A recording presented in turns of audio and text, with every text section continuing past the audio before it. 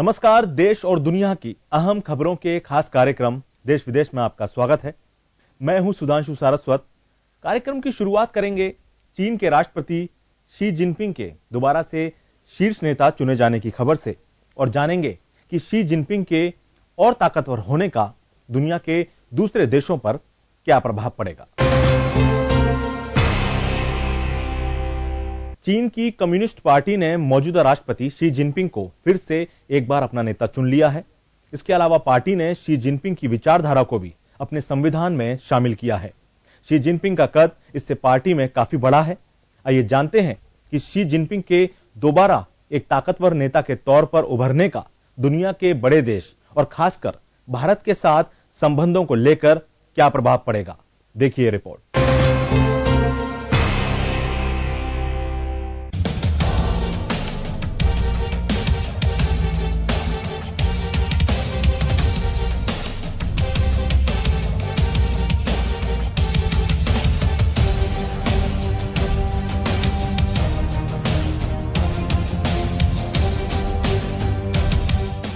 चौसठ साल के शी जिनपिंग को उन नेताओं की श्रेणी में डाल दिया गया है जिनमें अब तक केवल माओ त्से-तुंग और डेंग जियाओपिंग शामिल थे।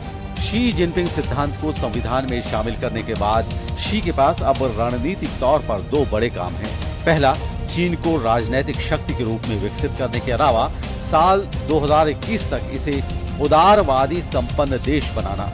इसका मतलब है कि 2010 तक चीन का जो सकल घरेलू उत्पाद था उसे 2021 तक दोगुना करना। सरल शब्दों में कह सकते हैं कि चीन को दुनिया की सबसे बड़ी अर्थव्यवस्था बनाना।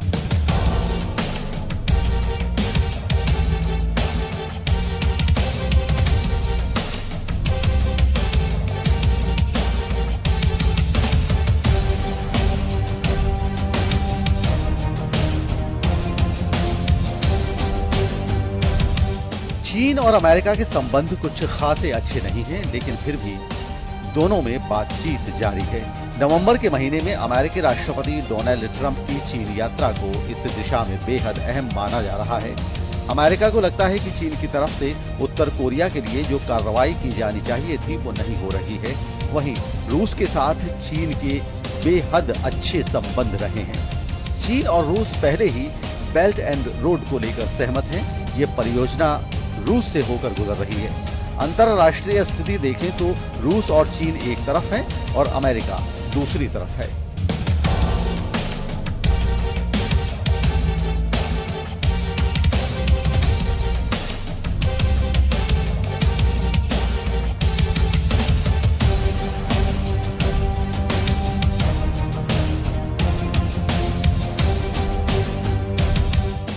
चीन का one belt one road project भी उसके लिए अहम है, जिसके तहत वो मध्य एशिया और मध्य यूरोप से लेकर अफ्रीका तक अपने पांव पसारना चाहता है। चीन का सहयोग इसमें पाकिस्तान, श्रीलंका, नेपाल और मालदीव कर रहे हैं। भारत इस परियोजना के खिलाफ है।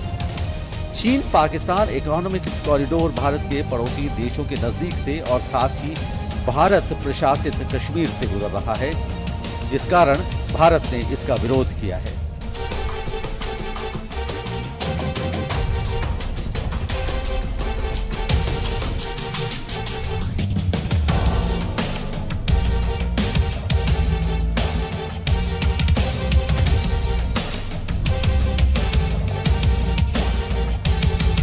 भारत के लिए चीन की बढ़ती ताकत एक चुनौती की तरह है। भारत वैसे भी चीन के साथ कई मामलों में सहयोग करता है। चीन भारत में पूंजी निवेश करता है। कई भारतीय कंपनियों में चीनी कंपनियों का निवेश है। ये भारत के लिए अहम भी है। चीन फिलहाल 11 खरब डॉलर की अर्थव्यवस्था है।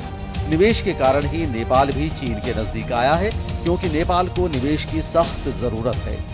भारत के कई पड़ोसी देश निवेश को देखते हुए चीन के नजदीक आए हैं। आने वाले समय में भारत और चीन को सीमा विवादों से ध्यान हटाना होगा, क्योंकि तभी निवेश के लिए सही माहौल बन पाएगा। ब्यूरो रिपोर्ट, जन टीवी न्यूज।